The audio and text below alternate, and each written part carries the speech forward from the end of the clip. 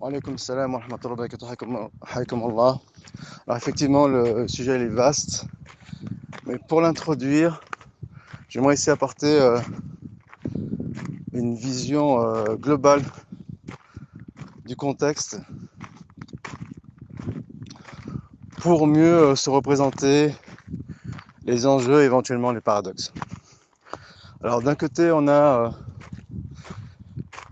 des paroles de référence orthodoxe qui sonnent en dissonance avec l'actualité, et d'autre côté, on a une actualité qui est morbide et qui pousse à la colère, là, qui sollicite les émotions plus que la raison, et qui éventuellement fait perdre la lucidité, ce qui crée un paradoxe, et ce qui éventuellement élargit le fossé entre la vision que l'on a des savants et leur responsabilité dans l'actualité ambiante et la réalité du terrain.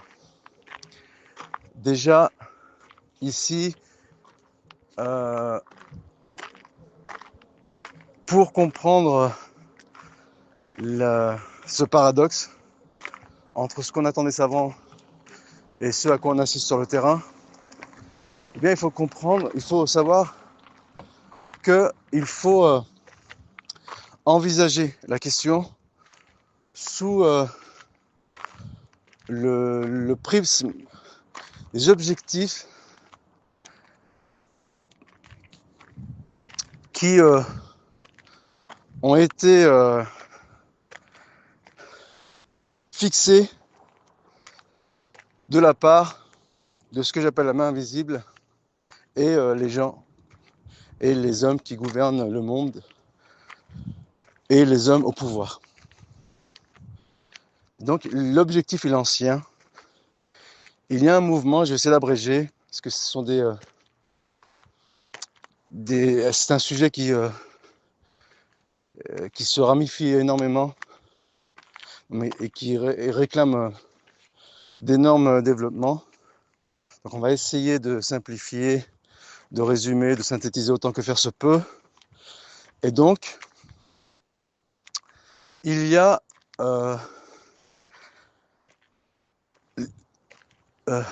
une oligarchie, que j'appelle l'oligarchie invisible. Ce sont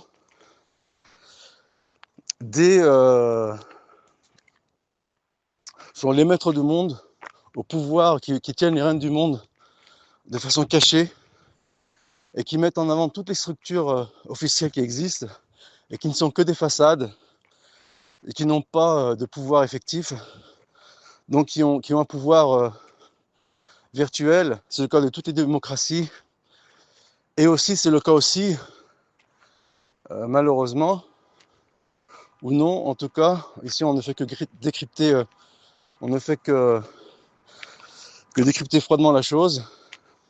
C'est aussi le cas des pays musulmans.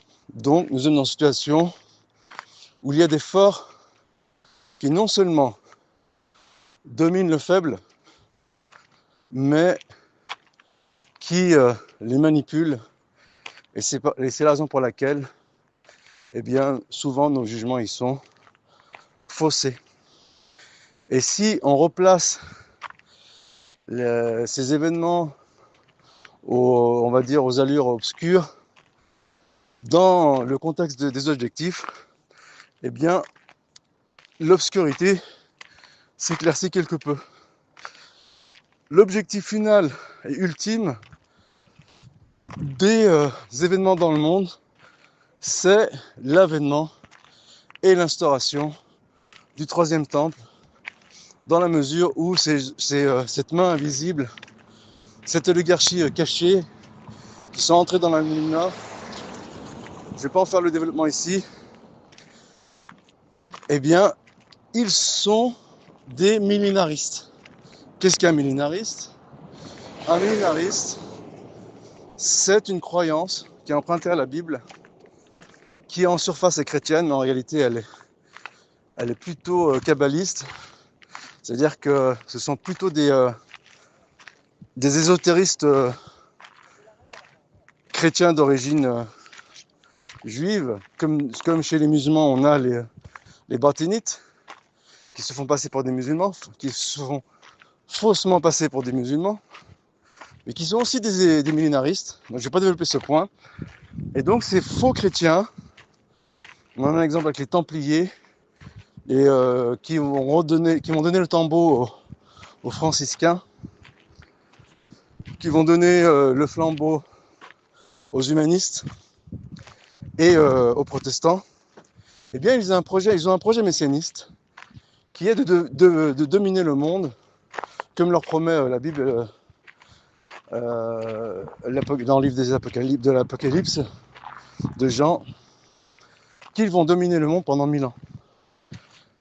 Et donc avec un point de départ qui est l'avènement du Messie, du Mashiach, et la construction du troisième temple. Il faut savoir que dans ce projet s'inscrit notamment l'évangile de Bernabé, qui est un faux. Et il y a la promotion et la propagande de la résurrection du Christ, puisque cela s'inscrit, la résurrection du Christ, elle s'inscrit dans ce projet, étant donné que les cultes à mystère, dont fait partie la Kabbale, de l'Antiquité, eh bien ils sont tous trinitaires. Et le but, pour cet élément du projet, eh bien c'est d'instaurer en même temps que l'avènement du troisième temple, une religion universelle qui se dénomme le noaquisme. C'est-à-dire que l'évangile de Bernabé, qui reconnaît le prophète Mohammed sallallahu alayhi wa sallam comme étant le paraclet, et c'est ce que d'ailleurs met en avant la propagande, à travers notamment le film de Mel Gibson, la Passion du Christ, eh bien il a cette vocation d'instaurer la religion universelle, noaquisme, qui sera dominée sous l'égide d'une puissance mondiale nommée Nouvel Ordre Mondial. Donc c'est des termes qui ont été utilisés par les franciscains à l'époque, par Joachim de Flore notamment, et c'est lié à l'évangile de Bernabé. Je ne vais pas développer tout ça. Et donc, ici on a les deux piliers pour ce qui concerne les religions résiduelles monothéistes du noaquisme, que sont la religion musulmane à travers l'évangile de Bernabé, qui a été mise en avant dans la Passion du Christ, et la résurrection du Christ, qui sera mise en avant en 2027 dans la suite de la Passion du Christ. Donc on aura compris que Mel Gibson est tout sauf un chrétien, et cette histoire d'antisémite, c'est de l'enfumage. Je ne vais pas développer ce point ici. Et là, donc ici nous avons les deux ingrédients du noaquisme concernant les religions monothéistes. Pour ce qui est de la religion musulmane, pour ce qui est de la religion chrétienne, peut-être que la religion juive c'est autre chose, je ne vais pas le développer ici. Et c'est la raison pour laquelle d'ailleurs Karim Hanifi, qui de mon point de vue est un infiltré, tout comme Bruno Guillot est un infiltré, les deux sont juifs, l'un est séfarade, l'autre il est askénaze, selon son propre aveu. Il faut savoir que Bruno, de son propre aveu, contrairement à ce qu'il a évoqué dans ses déclarations récentes, interventions récentes dans les médias français,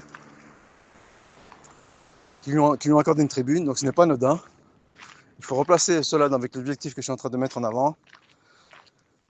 Eh bien, les deux défendent la résurrection du Christ, et le hasard veut que le prochain film de Mel Gibson sera le prochain scandale en 2027. Il est axé sur ce thème de la résurrection du Christ, et cela fait intervenir, il faut savoir, l'évangile de Bernabé. Je vais m'arrêter pour les explications sur ce point. Et donc, à la lumière de cet objectif, même s'ils sont triples, voire multiples, il faut replacer l'actualité dans le monde. L'actualité actuellement dans le monde. Et cette actualité, pour arriver à cette fin de mise en place du noaquisme, il faut venir à bout de la civilisation dominante, qui est l'Occident, et on va dire de l'ennemi millénaire que sont les musulmans. Et pour cela, à cet effet, eh bien, ils mettent en avant deux ingrédients.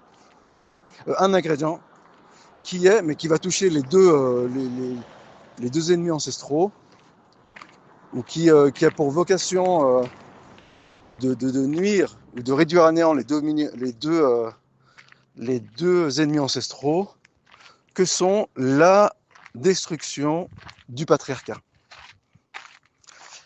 Et, euh, et donc les deux derniers bastions, les deux derniers piliers du patriarcat, ils sont incarnés chez les suprémacistes blancs et chez ce qu'ils appellent les islamistes, ce qu'on appelle les islamistes, qui sont les deux derniers bastions, grossièrement bien sûr j'extrapole pour me faire comprendre sans entrer dans les détails,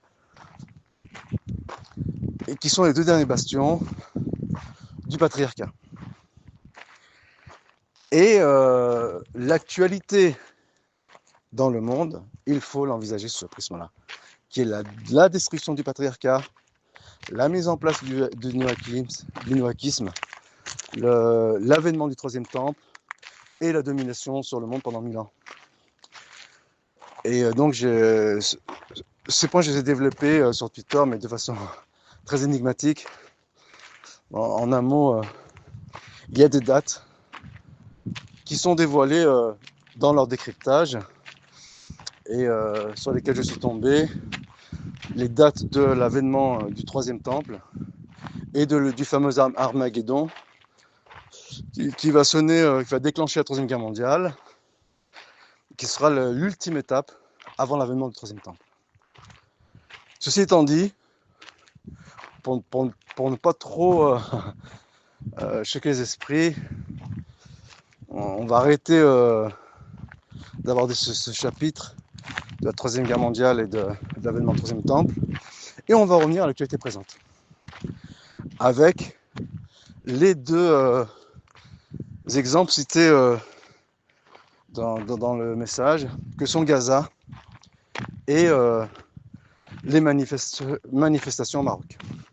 Donc bien sûr Gaza, cela entre dans le cadre les événements de Gaza entrent dans le cadre du troisième temple et du Grand Israël. Et pour ce qui est de la situation au Maroc, eh bien cela entre dans le cadre de la destruction du patriarcat, qui est une étape, l'étape ultime avant l'avènement du nouakisme, la religion universelle, sous la domination d'un empire planétaire, et l'avènement du troisième temple et du Messie tant attendu, du Mashiach tant attendu chez les Juifs. Là, nous parlons de leur point de vue, bien sûr, pas du nôtre. Taïb, ceci étant dit, il y a donc un énorme décalage entre, d'une part, ce projet et d'une part, la vision des savants compte de l'actualité et l'opinion qu'ils s'en font, et d'autre part, l'actualité proprement dite. C'est-à-dire qu'ici, nous avons affaire, ce qui explique cette dissonance entre le discours ambiant des savants et l'actualité ambiante, nous avons affaire ici à une réalité qui est biaisée par ce double biaisement, je ne sais pas si le terme est correct, que sont la vision des savants qu'ils se font du monde et l'actualité qui est proposée au monde et qui non seulement déforme la vision des savants, mais qui déforme la vision de ceux qui se font une opinion des savants, en sachant que souvent, c'est-à-dire que la propagande, elle anticipe les réactions, et notamment elle alimente une image négative des deux piliers de la stabilité et de la sécurité des pays musulmans et de toute entité politique en général, que sont les savants et les émirs. Je ne vais pas développer ce point. Et donc, il y a un décalage énorme entre ce que dit l'actualité et ce qui existe dans les faits et dans la réalité. En l'occurrence, peut-être ici je ne vais pas parler de Gaza, c'est un sujet sensible.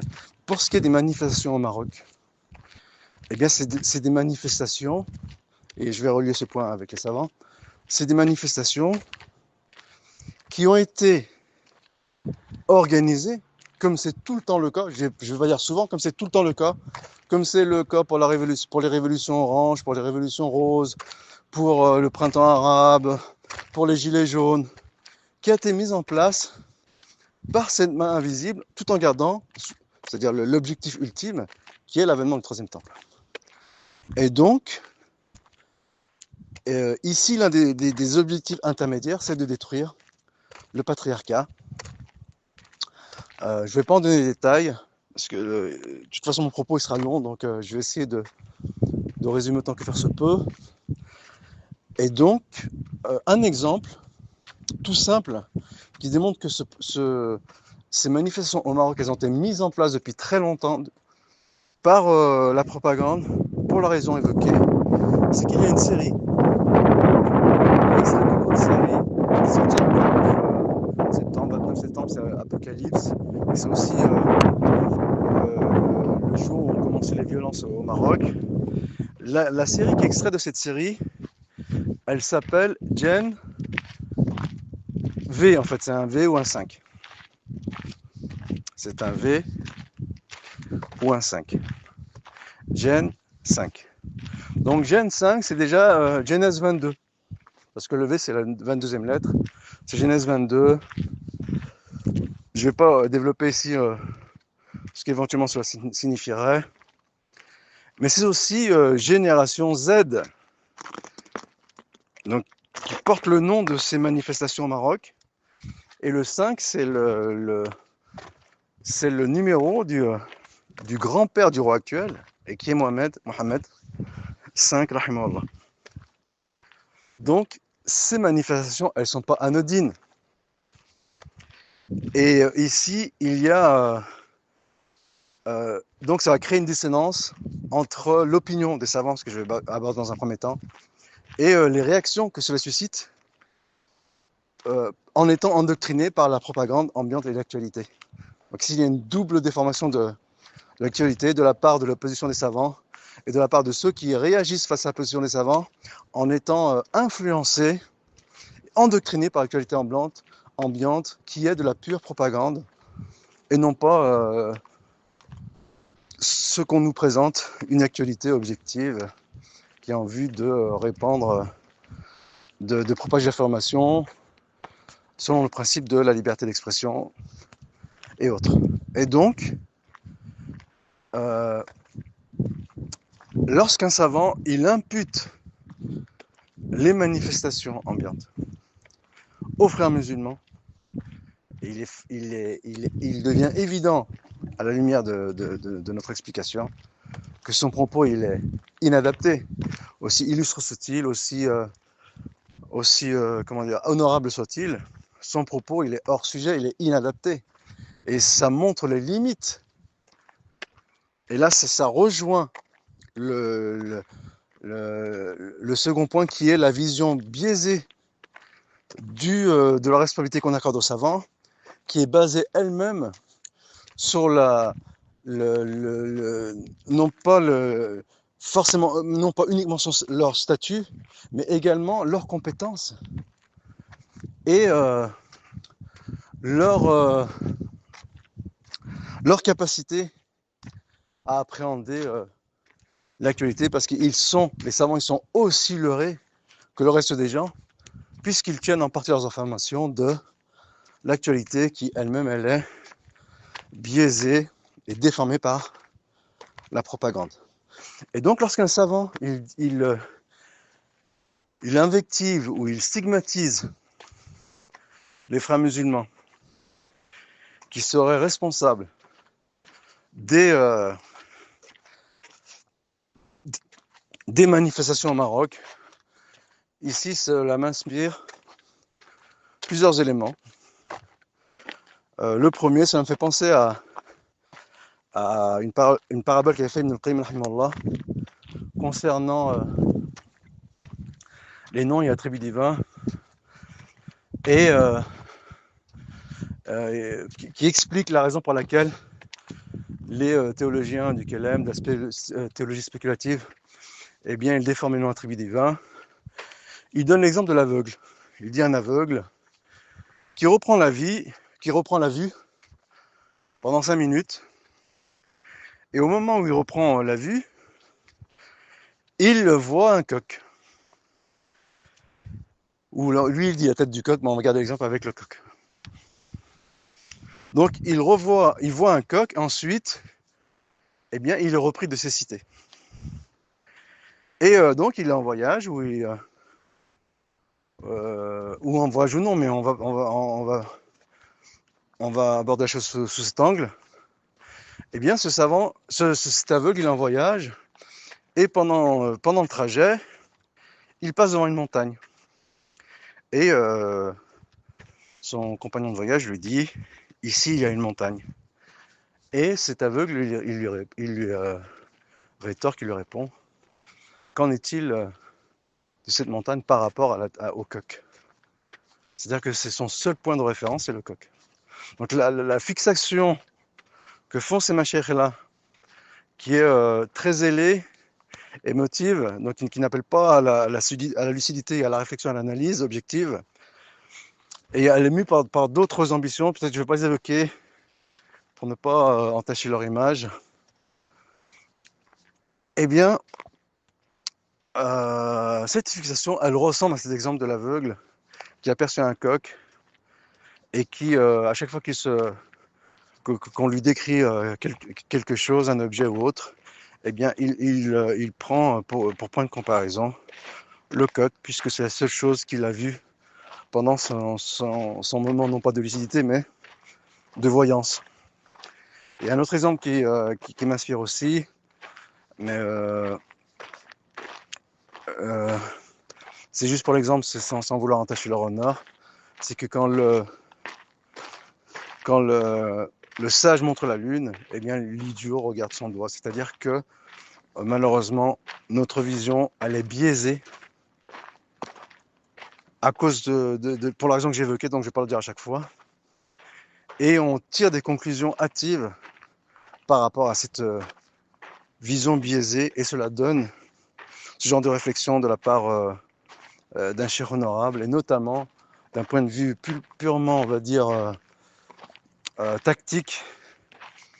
Eh ben, c'est un très mauvais calcul, puisque son objectif premier, après on va nous rétorquer que le but c'est de répandre la vérité, peu importe le nombre, mais en l'occurrence ici cet objectif il n'est pas atteint, donc on peut se permettre de faire cette réflexion, et qui est que l'objectif premier, ou l'un des objectifs premiers d'un shir, s'il veut sortir les gens des ténèbres vers la lumière, eh bien c'est de ne pas les faire fuir. Quand tu fais fuir les gens, eh bien ils ne seront plus réceptifs à ton discours. Donc tu perds ton audimat, tu perds ta crédibilité, et en plus de fait que ta réflexion elle est erronée, et Allah al-Moussan wa al-Tiklan. Donc voilà pour ce qui est du côté des savants concernant l'événement du Maroc. Et pour ce qui est de l'événement, est-ce que du point de vue de ceux qui sont influencés, endoctrinés par l'actualité, eh bien ils voient éventuellement dans l'événement au Maroc une opportunité pour ceux qui sont déçus par le discours des savants, pour la raison que j'ai évoquée notamment, et qui ne savent plus où donner de la tête, eh bien ils ont envie d'applaudir cet événement, mais en même temps, d'un point de vue purement formaliste, ils sont, on va dire, bridés par les règles qu'on leur a mis en place, et qui est l'interdiction de sortir contre l'autorité en place, sous quelque forme que ce soit.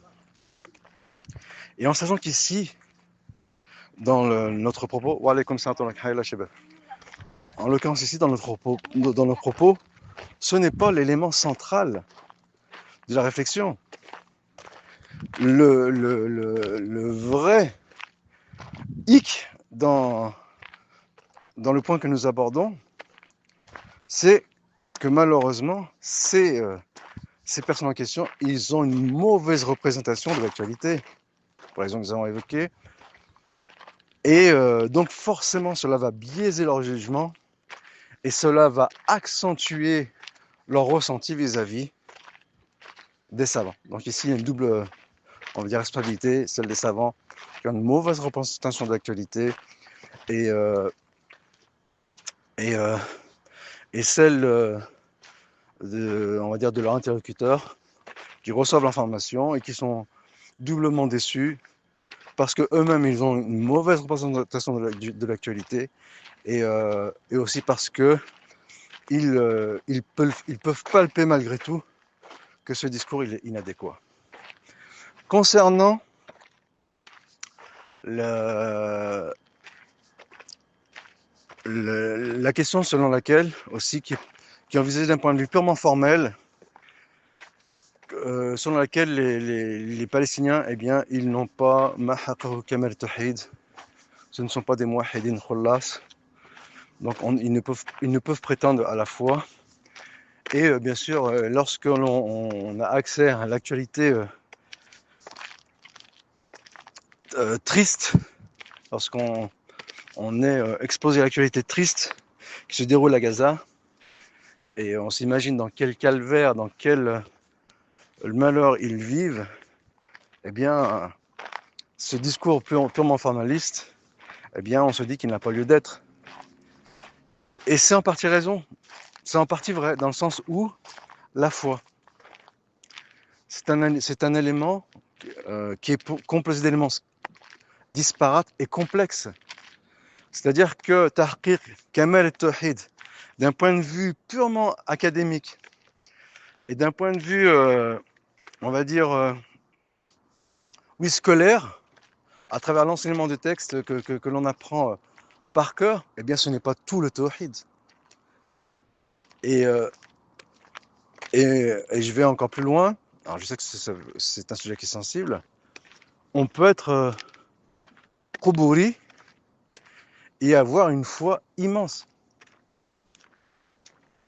Et donc, dire que, sous prétexte que les Palestiniens, bien sûr, c'est déjà un raccourci, mais si on prend ce raccourci pour argent comptant, on dit que ma haqaqut tawhid, et que par rapport à ça, ils ne peuvent prétendre avoir une foi énorme, eh bien ici c'est un énorme biais et qui est malheureusement dû en partie à cause de ce formalisme qui consiste à étudier le savoir d'un point de vue purement théorique, scolaire, et tout en occultant, et ça on le voit dans maints sujets, on le voit notamment dans Fimas el-Iman, j'avais parlé par le passé, tout en occultant la complexité de la nature humaine et la complexité du monde réel.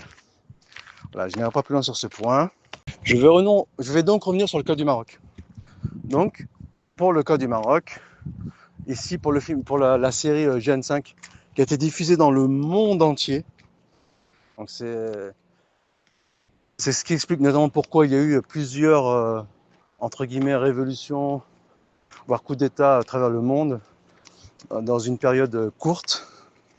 C'est une série qui a été diffusée dans le monde entier et elle touche en priorité, comme le dit lui-même l'intitulé, la génération Z. Qu'est-ce que la génération Z? C'est la génération Z, c'est la génération qui a été éduquée et élevée par le monde virtuel et qui est complètement déconnecté avec la réalité à cause de cette propagande virtuelle et cet endoctrinement virtuel que sont les réseaux sociaux et Hollywood, et notamment aussi bien sûr et en grande partie le football, j'en ai parlé par le passé. Et il faut relier cette actualité récente du Maroc, il faut faire des liens entre des événements qui en apparence ils sont complètement distincts. Il faut faire le lien avec le scandale qui a touché Ashraf Hakami. Donc ici, j'ai déjà parlé, je sais que c'est sensible, mais je vais le redire quand même. Donc il s'appelle Ashraf, shérif. C'est la lignée du prophète, sallallahu alayhi wa sallam. La famille royale marocaine, sont des shérifs, la lignée du prophète Mohammed, sallallahu alayhi wa sallam. Hakami, c'est un grand savant, un grand érudit saoudien. Et là, ce fameux Hakami, eh bien, il est lié, ou il est impliqué dans un scandale qui touche aux morses. Et bien sûr, ce sont des sujets sensibles. Et c'est une étape supplémentaire dans la déconstruction du patriarcat. Et cette affaire, eh bien, elle s'inscrit en prélude aux manifestations au Maroc, qui est une étape supplémentaire dans la déconstruction du patriarcat et qui, en même temps, puisqu'il y a souvent plusieurs objectifs pour un même événement, eh bien, elle affaiblit le pouvoir en place, ce qui le rend plus malléable et plus récepteur aux injonctions qu'il reçoit. Et c'est ce qui nous ramène à un autre point concernant l'actualité, c'est que les gouverneurs arabes, ils n'ont pas les mains libres. Ils ne décident pas de façon unilatérale du sort de leur pays. C'est un point que j'ai évoqué par le passé, je ne vais pas le faire ici. Et donc, en l'occurrence, ils ont les poings et les mains liés. Et ils n'agissent pas comme bon leur semble. Ils sont soumis à des contraintes énormes. Et personne ne fait exception. Pas même l'Arabie Saoudite. Et donc, on se laisse leurrer par la propagande, qui en partie a pour vocation de déclencher la colère dans les rangs, contre à la fois les émirs et les savants. Eh bien, cette colère, quand même elle sera en partie justifiable. Alors certes, elle est régie ou orientée ou canalisée par les textes, mais il y a aussi un autre point important, c'est qu'elle est déformée, c'est-à-dire qu'elle doit être canalisée par le texte, mais en même temps elle est déformée par la propagande ambiante, et elle occulte littéralement les objectifs qui sont la déconstruction du patriarcat et l'objectif ultime et suprême de la mise en place du naquisme et de l'avènement du troisième temple. Et donc ces Hukam en question, ils ont les mains liées. Ils n'agissent pas comme bon leur semble. J'ai envie de dire contre toute attente. Et personne n'y fait exception. Je pourrais en ramener des dizaines d'exemples à travers des décryptages de films à Hollywood. C'est peut-être paradoxal, mais cette forme d'information, d'actualité, elle est encore plus fiable que l'actualité qui est purement propagandiste. C'est-à-dire que l'actualité, son objectif premier, c'est de déformer la réalité. Mais un message subliminal dans un film, ce message subliminal, lorsqu'on arrive à le déchiffrer, eh bien, on arrive à le déchiffrer tel quel. Alors, bien sûr, le tout, c'est de le déchiffrer correctement, mais si c'est le cas échéant, si on arrive à déchiffrer un message subliminal dans la propagande hollywoodienne, eh bien, on est sûr qu'on aura une bonne représentation de l'actualité et qui sera encore plus fidèle que celui qui suit l'actualité du 20h et autres.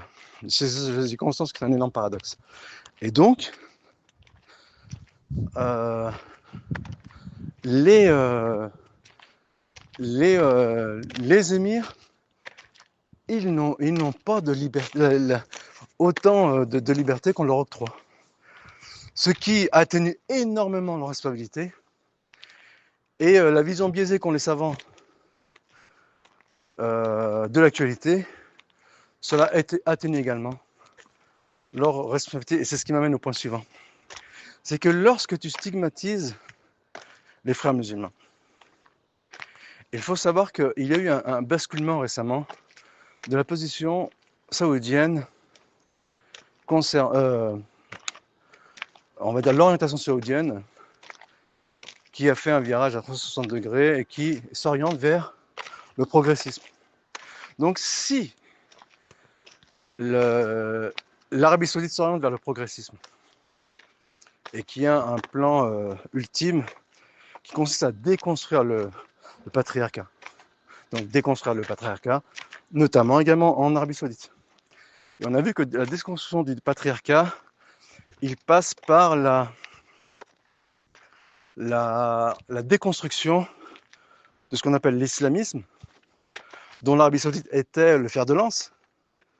Si on parle de l'islamisme, entre guillemets, hein, bien sûr, hein, là on utilise le discours de l'adversaire, entre guillemets, l'islamisme orthodoxe, eh bien, il faut bien que quelqu'un prenne le relais. Et actuellement, en sachant que ce processus il est ancien, il a consisté à amalgamer entre le salafisme et ce qu'on appelle le salafisme politique, qui est étroitement lié aux frères musulmans et qui donc est étroitement lié au conservatisme et aux valeurs du patriarcat, quand bien même ces mêmes frères musulmans eux-mêmes sont des progressistes. Donc ici, il y a un amalgame énorme. Et donc, puisqu'il y a un revirement actuellement, c'est-à-dire qu'il y a un basculement de l'autorité du porte-étendard de l'islamisme mondial de l'Arabie saoudite vers d'autres horizons. Alors, on peut deviner lesquels, notamment c'est en partie le cas en Syrie. Donc de mon point de vue, je sais que c'est sensible, hein, la personne au pouvoir en Syrie, c'est un pantin, eh bien, il incarnerait ce basculement de l'Arabie saoudite vers le progressisme, c'est-à-dire que la reprise du flambeau, et c'est également le cas du Qatar. C'est la raison pour laquelle d'ailleurs le Qatar a été frappé. Donc si on ne lit plus l'actualité en prenant en exemple la Lune et l'idiot, et le sage, la Lune et l'idiot, donc il ne faut pas lire l'actualité de façon littérale, mais il faut en détecter les messages subliminaux et implicites. Et en l'occurrence, si le Qatar a été frappé par Israël, c'est parce le Qatar s'inscrit en nouveau, où il s'érige, où il s'arroge l'étendard de l'islamisme mondial, qui est, pour ce qui est du Qatar, symbolisé par les frères musulmans, et qui est, à cause de cet amalgame avec le wahhabisme et l'islamisme politique, ou ce qu'on appelle, l'islamisme politique, ou on peut lui donner plusieurs noms, le nom de djihadisme et autres, qui sont souvent manipulés malheureusement par les grandes puissances, ce qui est le cas du Hamas notamment. Donc c'est ridicule de dire que c'est le Hamas qui est responsable de la situation à Gaza, mais je ne vais pas alourdir mon propos, donc je ne vais pas développer ce point. Et donc, lorsque un shir saoudien ou autre, bien sûr lui ne le sait pas, c'est ce qui relativise sa responsabilité, lorsqu'il stigmatise les frères musulmans, en sachant que son propre pays, il s'oriente vers le progressisme, eh bien, de façon implicite, bien sûr, il n'en a pas conscience, il fait la promotion du progressisme et donc de la déconstruction du patriarcat, et de façon indirecte, il s'auto-détruit. C'est une automutilation. Ça a été le cas notamment à l'époque, lorsque les Mashiach, et peut-être que je vais m'arrêter sur ce point, ils ont stigmatisé Ben Laden en disant que nous sommes contre le terrorisme.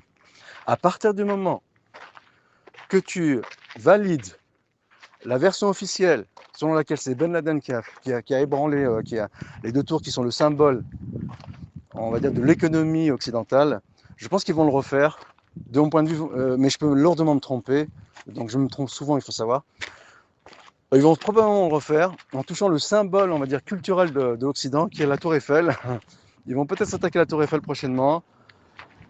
Et donc, c'est s'attaquer à l'humanisme, c'est s'attaquer à la démocratie, s'attaquer à la liberté d'expression et autres, puisque la France, elle en est le porte-étendard, ne serait-ce que d'un point de vue symbolique. Et donc, lorsque tu stigmatises Ben Laden sous le couvert de ton zèle salafi, en sachant que tu ne te mouilles pas tellement, puisque tu t'attires les faveurs de ton émir, il ne faut pas se voler la face. Donc il est facile dans ces conditions d'avoir du zèle. Et donc, lorsque tu stigmatises Ben Laden et tu dis que nous sommes contre le terrorisme et nous condamnons Ben Laden, eh bien malheureusement, malgré toi, tu donnes crédit à la propagande ambiante qui a pour vocation de déformer la réalité. Non seulement tu lui donnes crédit, mais qui plus est, et bien sûr c'est lié, tu participes à la promotion du progressisme, et on en voit les faits actuellement, parce que ce propos c'est après 2001, donc il y a 24 ans, on en voit les faits actuellement. Donc tu participes à la promotion du progressisme et de façon implicite, puisque c'est lié, ou en parallèle, à la déconstruction du patriarcat, dont tu es l'un des représentants, et là aussi, tu t'auto-mutiles, tu t'auto-flagelles, et tu t'auto-détruis, et de toute façon, tu en seras l'une des premières victimes de ton auto-flagellation, puisque de toute façon, tes prérogatives, elles seront de plus en plus réduites, que tu le veuilles ou non. Donc la question ne se pose pas de se demander quel est le rôle de savant, puisque cette question, elle repose sur une vision biaisée de l'actualité, et en quoi ils sont responsables, dans quelles limites, et se poser des questions qui sont purement théoriques, virtuelles et formelles, en disant que dans quelle mesure ou dans quelles limites ils doivent ou non faire l'amr bil ma'ruf wa nahy anil munkar, alors que non seulement eux-mêmes ils sont déconnectés avec l'actualité, eux-mêmes ils participent à la propagande, malgré eux bien sûr, je viens de donner l'explication, et eux-mêmes, en étant déconnectés des réelles ambitions de ce qui se trame dans le monde, eh bien ils ne sont pas habilités à apporter des solutions. C'est-à-dire que nous, on avait une vision purement théorique des savants qui disaient que le savant, c'est la référence ultime en cas de litige et autres. Mais en l'occurrence ici, dans le cas présent, eh bien leur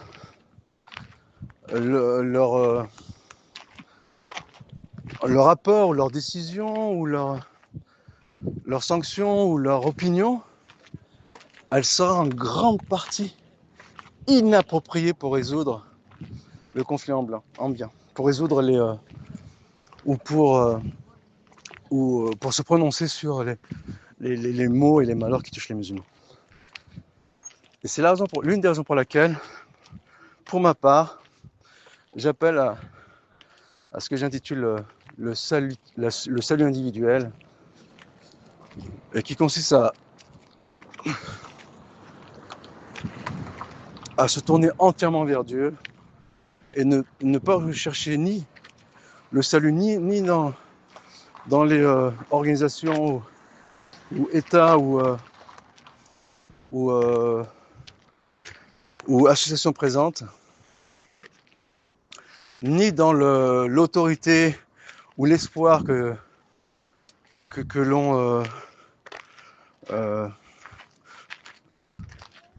repose sur les épaules des savants, mais uniquement en se tournant vers Dieu et en augmentant sa foi. Et bien sûr, cela sous-entend de multiplier les actes d'adoration, de se détacher complètement de l'actualité, de moins reposer ses espoirs sur les opinions des savants, parce qu'eux-mêmes ils sont victimes de on va appeler ça une fitna, de la grande fitna qui déstabilise le monde musulman. Et ils n'en ont pas ni les clés, ni les tenants les aboutissants. Ils n'ont pas la réponse et ils n'ont pas la solution. Parce que parfois, il y a des cas de figure où il n'y a pas de solution et que la seule solution, c'est de se tourner entièrement vers Dieu et d'implorer sa miséricorde et sa guidée et de dissiper ce flou qui alourdit les esprits et qui déstabilise les consciences les plus lucides. Wallahu alayhi et